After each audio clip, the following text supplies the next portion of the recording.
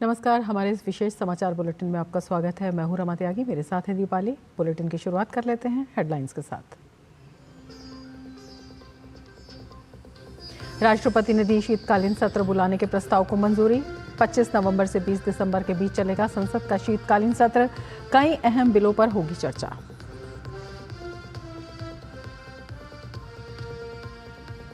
झारखंड चुनावी घमासान में भाजपा की ओर से राजनाथ सिंह और योगी आदित्यनाथ ने दी प्रचार को धार। योगी आदित्यनाथ कोडरमा में जाति के नाम पर बांटने वालों पर जमकर बरसे। कांग्रेस अध्यक्ष खड़गे के हाथ कांग्रेस के प्रचार की कमान।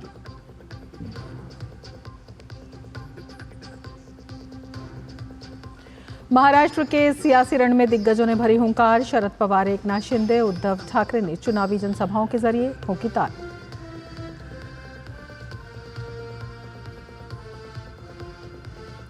कनाडा में मंदिर हमले पर विदेश मंत्री डॉक्टर एस जयशंकर ने जताई गहरी चिंता। ब्रैम्पटन में हमले के बाद सड़कों पर उतरा हिंदू समुदाय।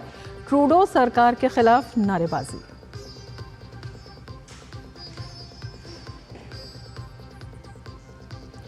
अमेरिका के 47वें राष्ट्रपति के लिए कुछ ही घंटों में मतदान। जल्द होगा, साफ चलेगा ट्रंप कार्ड या हैरिस का कमाल।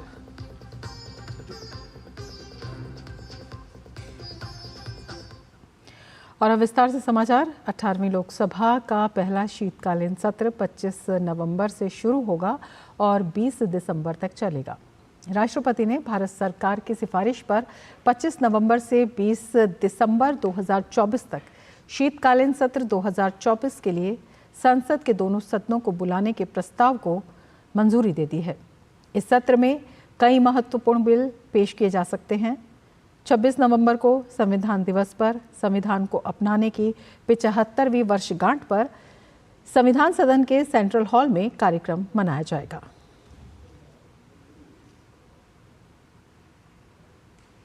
झारखंड में चुनावी घमासान को धार देते हुए रांची में एक जनसभा को संबोधित करते हुए वरिष्ठ भाजपा नेता राजनाथ सिंह ने हेमंत सरकार पर जमकर निशाना साधा।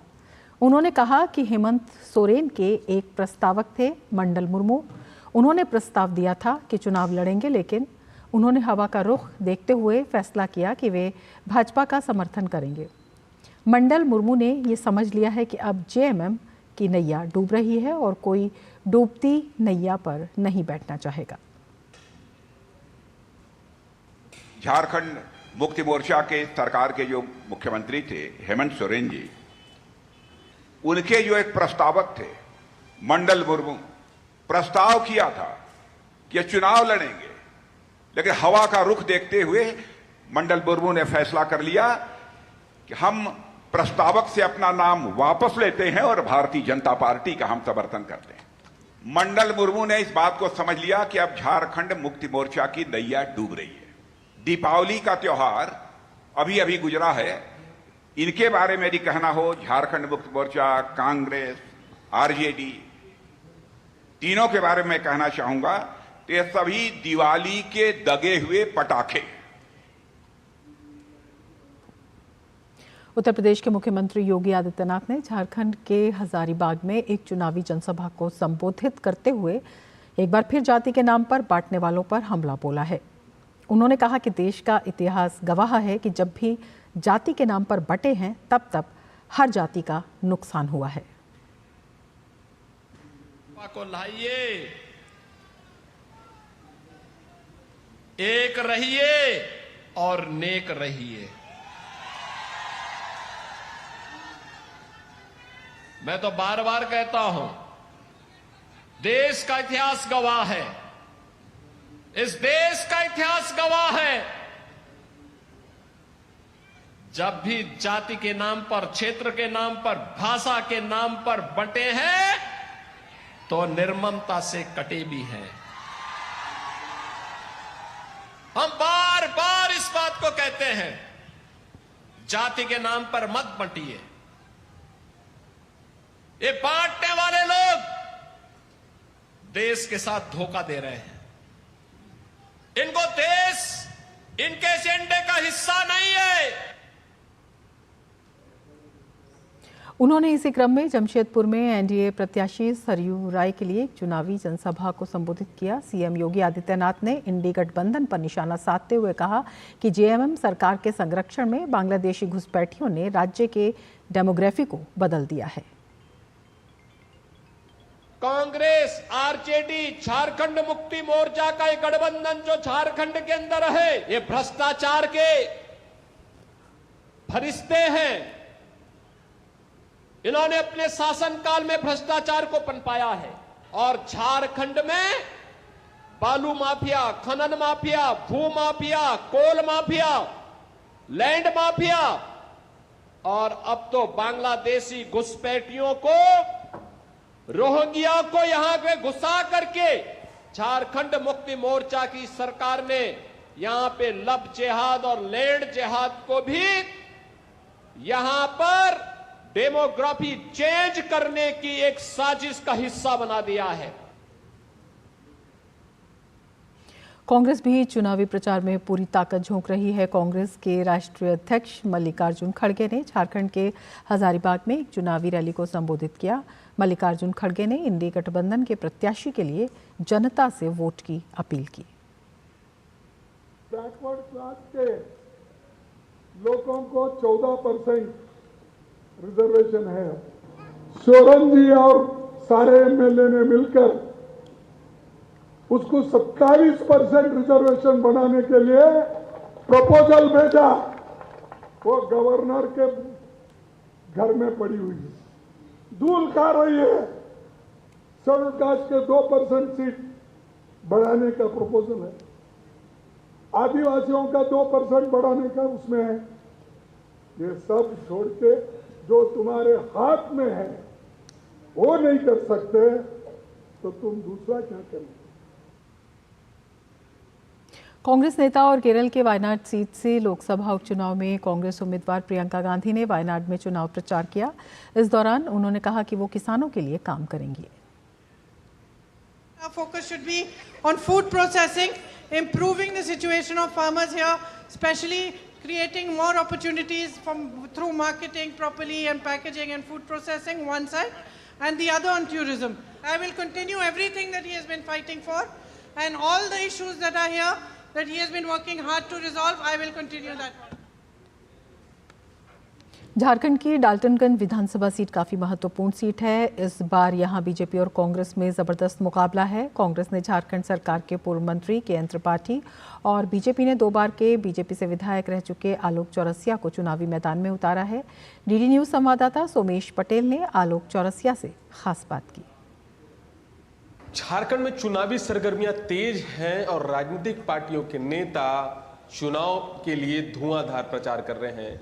इस वक्त हमसे बातचीत करने के लिए डाल्टनगंज से बीजेपी प्रत्याशी आलोक चौरसिया जी हैं, जो 2 बार के विधायक रह चुके हैं। देखिए, भारतीय जनता पार्टी पूरी मजबूती के साथ झारखंड में चुनाव लड़ रही है और मुद्दा सिर्फ यही है कि झारखंड में जिस तरीके से पिछले 5 वर्षों में लूट मचा हुआ है, भ्रष्टाचार मचा हुआ है, ऐसे जनता त्राहिमाम है। जिस कार्य को लेकर वर्तमान की सरकार इसे यहाँ पे सरकार बनाए थे, युवाओं को रोजगार के लिए, महिलाओं को सुरक्षा के लिए, अन्य ऐसी प्रमंडल में रोजगार के लिए, तो कहीं ना कहीं वो सब धराशाही होते नजर आ रहा है। जनता का एक ही विश्वास है कि हमें भारतीय जनता पार्टी को सरकार बनाना है। जो युवाओं के साथ जो अभद्रता किया गया, महिलाओं के साथ जो अभद्रता किया गया, वो तमाम चीज़ों को, और अब आज के युवा भारतीय जनता पार्टी के साथ है। आज के तमाम वैसे छात्र हो, छात्राएं हो, बच्चे हो, बच्चियां हो, सारे के सारे लोग को दिमाग में एक ही है कि अगर कोई भाजपा को, झारखंड को बचा सकता है तो भारतीय जनता पार्टी है। मोदी जी के नेतृत्व में केंद्र में सरकार चल रहा है और राज्य में भी हमें भाजपा एनडीए की सरकार हो,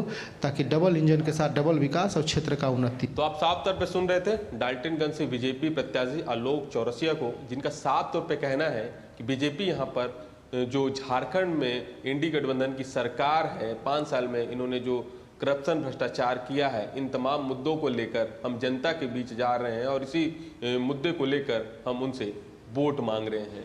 अपने कैमरा सहयोगी विजय तिवारी के साथ सोमेश पटेल, डीडी न्यूज़, डाल्टनगंज, झारखंड। उत्तरी महाराष्ट्र का पचौरा भड़गांव विधानसभा सीट जलगांव का बेहद चर्चित सीट है। शिवसेना के गढ़ रहे इस सीट पर इस बार सेना के दोनों खेमों ने पूरी ताकत झोंक दी है। देखिए ये ग्राउंड रिपोर्ट।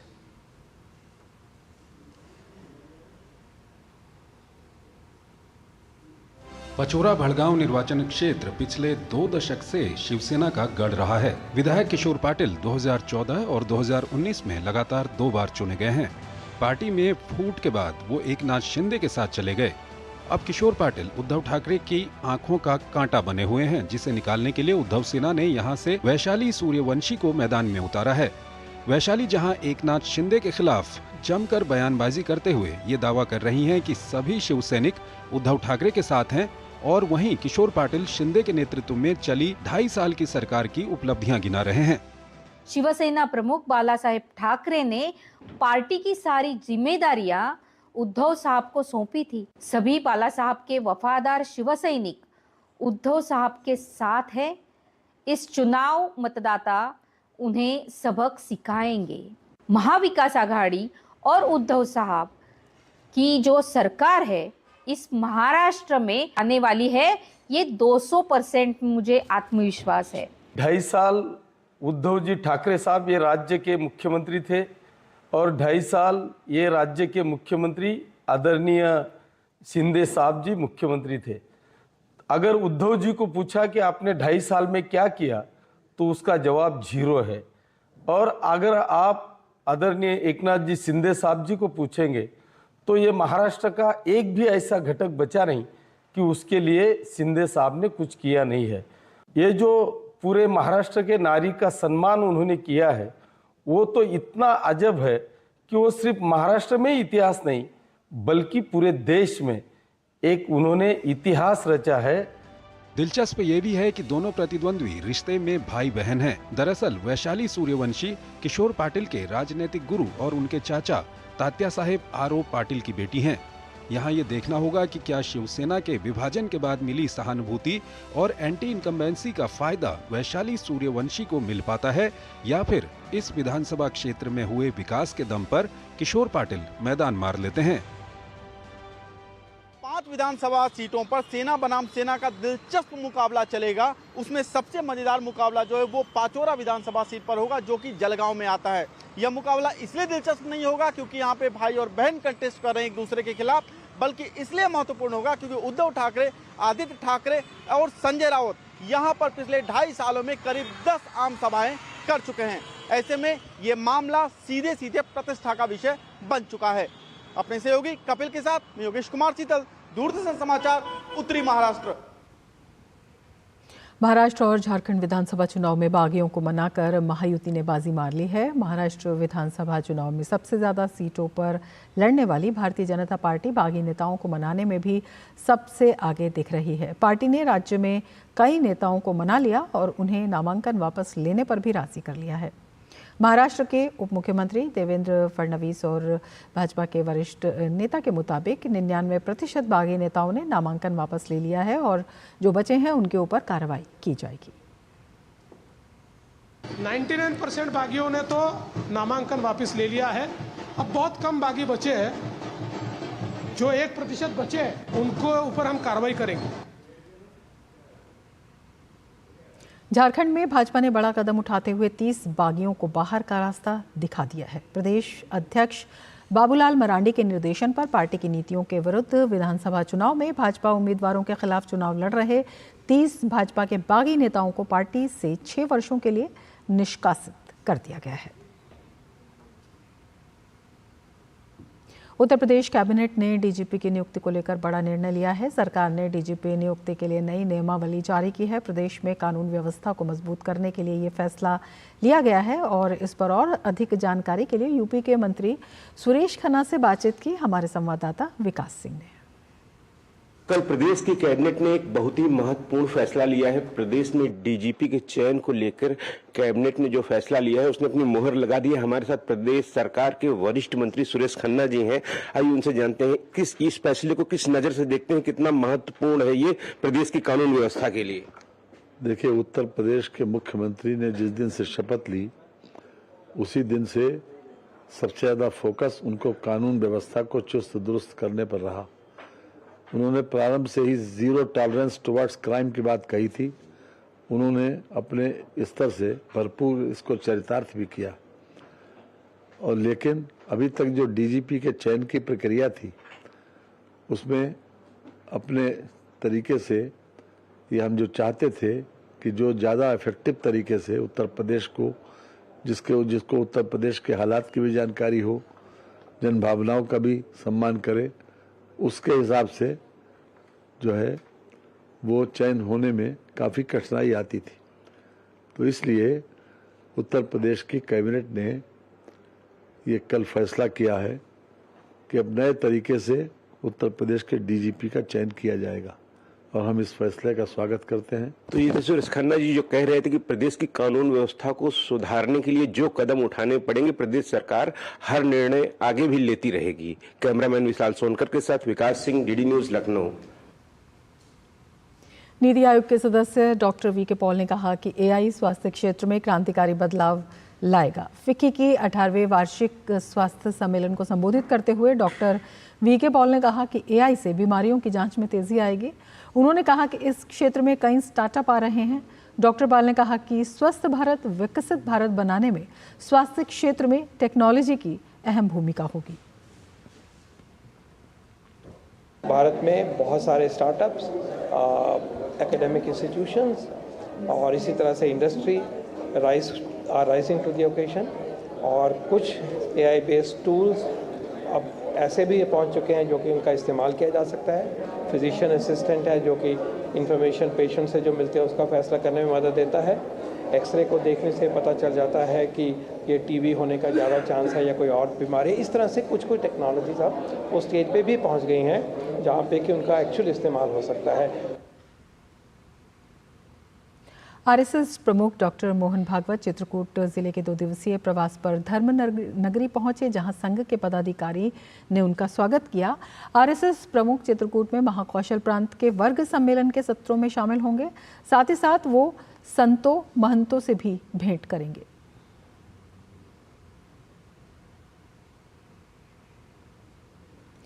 वक्फ संशोधन बिल पर बनी जेपीसी के अध्यक्ष जगदम्बिका पाल 7 नवंबर को कर्नाटक का दौरा करेंगे। कर्नाटक पहुंचकर बीजापुर में आंदोलन कर रहे किसानों से मुलाकात करेंगे।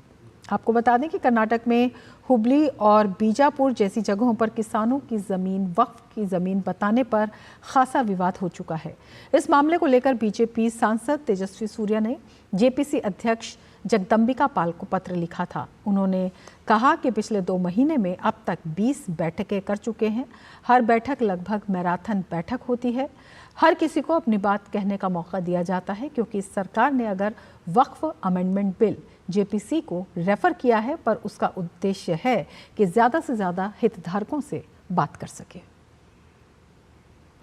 मुझे लगता है कि वक्फ अमेंडमेंट बिल जिसको जेपीसी को 22 तारीख को रेफ़र किया गया, पिछले 2 महीने में हम अब तक लगभग 20 बैठकें कर चुके हैं। हर बैठकें आप मैराथन बैठक होती है, सुबह 11 बजे शाम तक सबको बोलने का अवसर देते हैं। जितने लोगों को कहा जा रहा है, हमारे कोई मेंबर ऑफ पार्लियामेंट चाहे अपोजिशन के हों चाहे रूलिंग पार्टी, जिसको कहते हैं कि इसको विटनेस के रूप में अपेयर कर लीजिए, क्योंकि सरकार ने अगर जेपीसी वक्फ अमेंडमेंट बिल जेपीसी को रेफ़र किया तो उसका उद्देश्य है कि ज़्यादा से ज़्यादा स्टेक होल्डर से, हितधारकों से बात कर सके। भाजपा के सांसद तेजस्वी सूर्या के अनुरोध पर जेपीसी अध्यक्ष जगदम्बिका पाल कर्नाटक दौरे पर जा रहे हैं। जेपीसी अध्यक्ष कर्नाटक पहुंचकर बीजापुर में आंदोलन कर रहे किसानों से मुलाकात करेंगे। मैंने 1 हफ्ते पहले जेपीसी चेयरमैन को इस मुद्दे के संबंध में एक चिट्ठी लिखा था और मैं उनसे निवेदन किया था कि वो कर्नाटक आए, हुबली, बीजापुर और अलग अलग ज़िले का प्रवास करे और किसानों के साथ बातचीत करे।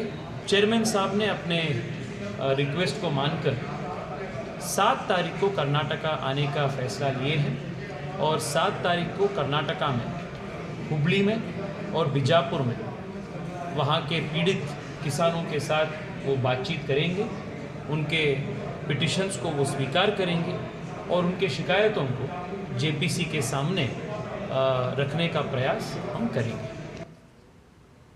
छठ महापर्व पर प्रधानमंत्री नरेंद्र मोदी ने देशवासियों को शुभकामनाएं देते हुए सोशल मीडिया एक्स पर लिखा, महापर्व छठ में आज नहाय खाए के पवित्र अवसर पर सभी देशवासियों को मेरी शुभकामनाएं। विशेष रूप से सभी व्रतियों को मेरा अभिनंदन। छठी मैया की कृपा से आप सबका अनुष्ठान सफलतापूर्वक संपन्न हो, यही कामना है। छठ पूजा के लिए चलाई गई स्पेशल ट्रेन देश भर से पटना पहुंच रही हैं, जिसकी वजह से रेगुलर और स्पेशल ट्रेनों में सामंजस्य बिठाना थोड़ा कठिन दिखाई पड़ रहा है। लेकिन भारतीय रेल इन चुनौतियों से निपटने के लिए पूरी तरह से तैयार है और पटरियों पर दिख रही ट्रैफिक की समस्या से निजात पाने के लिए एड़ी चोटी का जोर लगा रही है। डीडी न्यूज़ की टीम संपूर्ण क्रांति एक्सप्रेस से पटना पहुंची और पटना जंक्शन का हमारे संवाददाता राजेश राज ने जायजा लिया। डीडी न्यूज़ की टीम संपूर्ण क्रांति एक्सप्रेस से दिल्ली से पटना पहुंच चुकी है। ये पटना जंक्शन है और ये पटना जंक्शन का नज़ारा देखिए कि बिल्कुल साफ सुथरा और लोग यहाँ पर जो है भारी भीड़ नहीं दिखाई पड़ रही है। लेकिन जो एक सबसे बड़ी भीड़ जो है वो रेल ट्रैफिकिंग को लेकर है, क्योंकि देश भर से जो ट्रेन पटना पहुँच रहे हैं उनको यार्ड में खड़ा करना, उनकी साफ सफाई करना और फिर उन्हें गंतव्य के लिए रवाना करना, ये भारतीय रेल के लिए किसी चुनौती से कम नहीं है। लेकिन जिस तरीके से देश भर में भारतीय रेल ने मुसाफिरों को, लाखों मुसाफिरों को गंतव्य तक पहुंचाने के लिए एड़ी चोटी का जोर लगाया, उसी तरह पटना में या यूं कहें कि देश भर से आने वाली जो ट्रेनें छठ पूजा में शरीक होने के लिए जो मुसाफिर पटना पहुंचे हैं, उनको पटना लाने के बाद उस ट्रेन को साफ सफाई कर फिर रवाना करने के लिए भारतीय रेल एड़ी चोटी का जोर लगाएगी और जो ट्रैफिक दिखाई पड़ रहा है उस ट्रैफिक से निजात पाने के लिए जो रेलवे के कर्मचारी हैं वो दिन रात मशक्कत कर मुसाफिरों को राहत का पैगाम देने की कोशिश कर रहे हैं। पटना से मैं राजेश राज, डीडी न्यूज़ के लिए। अंतर्राष्ट्रीय सौर गठबंधन और प्रमुख भागीदारों द्वारा आयोजित स्वच्छ ऊर्जा संक्रमण के लिए नई प्रौद्योगिकियों पर तीसरे उच्च स्तरीय सम्मेलन के लिए विश्व के कई नेता नई दिल्ली में इकट्ठा हुए। इस कार्यक्रम का उद्देश्य जलवायु परिवर्तन से निपटने, आपसी सहयोग, वैश्विक जलवायु लक्ष्यों और सौर ऊर्जा के नवाचार को आगे बढ़ाने पर केंद्रित था। भारत सरकार के ऊर्जा मंत्रालय के सहयोग से अंतर्राष्ट्रीय सौर गठबंधन ने स्वच्छ ऊर्जा के लिए नई प्रौद्योगिकियों पर तीसरे उच्च स्तरीय सम्मेलन की मेजबानी की। नई दिल्ली में 7वें ISA असेंबली के साथ आयोजित इस कार्यक्रम में स्वच्छ ऊर्जा की यात्रा में वैश्विक हितधारकों को एक साथ लाया गया। भारत के ऊर्जा मंत्री और ISA असेंबली के अध्यक्ष प्रहलाद जोशी ने ऊर्जा प्रसार में सामूहिक वैश्विक प्रसार पर बात की। As far as President is concerned, India was elected unanimously, that is unopposed. This shows how the world is recognizing India's efforts as far as especially in the renewable concern under the leadership of Prime Minister Shri Modi. And now people have accepted the leadership of India because of our performance and commitment. सम्मेलन नई सौर ऊर्जा और उसके भंडारण प्रौद्योगिकियों की सुलभ प्राप्ति पर केंद्रित था। चर्चाओं का उद्देश्य इस बात पर प्रकाश डालना था कि सौर ऊर्जा कैसे समान आर्थिक, सामाजिक और पर्यावरणीय प्रगति को आगे बढ़ा सकती है। It's our ADB's responsibility to facilitate that emerging economies have access to technologies and finance to attain green growth. Cost of solar PV has declined by over 80% in the last decade to about 5 cents per kilowatt hour.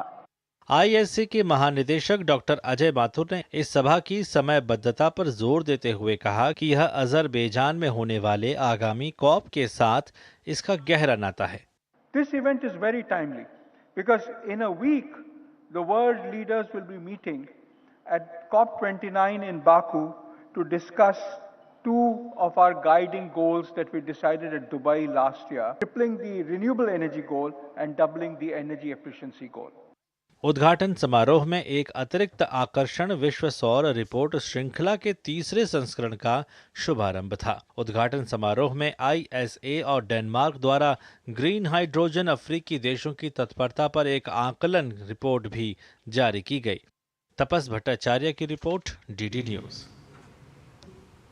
तीसरे भारतीय अंतरिक्ष सम्मेलन का नई दिल्ली में शुभारंभ हो गया है। भारतीय अंतरिक्ष संघ 5 से 7 नवंबर 2024 तक भारतीय अंतरिक्ष सम्मेलन के तीसरे संस्करण की मेजबानी कर रहा है। सम्मेलन को संबोधित करते हुए पृथ्वी विज्ञान मंत्री डॉक्टर जितेंद्र सिंह ने कहा कि भारत का अंतरिक्ष क्षेत्र दूसरे क्षेत्रों के लिए भी रास्ते खोल रहा है। साथ ही उन्होंने बताया कि इसरो दिसंबर में यूरोपियन स्पेस सेंटर की एक सैटेलाइट का भी प्रक्षेपण करेगा। Contribution of the space sector in the recent years is that it has brought India as a frontline nation as far as our scientific achievements are concerned, our innovations are concerned. Because of these space achievements, we are being taken seriously even in other sectors. I just want to announce that India is going to launch European Space Agency satellite next month. This is called PROBA. So we've already launched 2 of those satellites, PROBA 1 and PROBA 2, but they were Earth observatory satellites. This one is going to be the Sun satellite. So India and Europe are together going to reach out to Sun. इसके साथ इस bulletin में फिलहाल इतना ही। नमस्कार।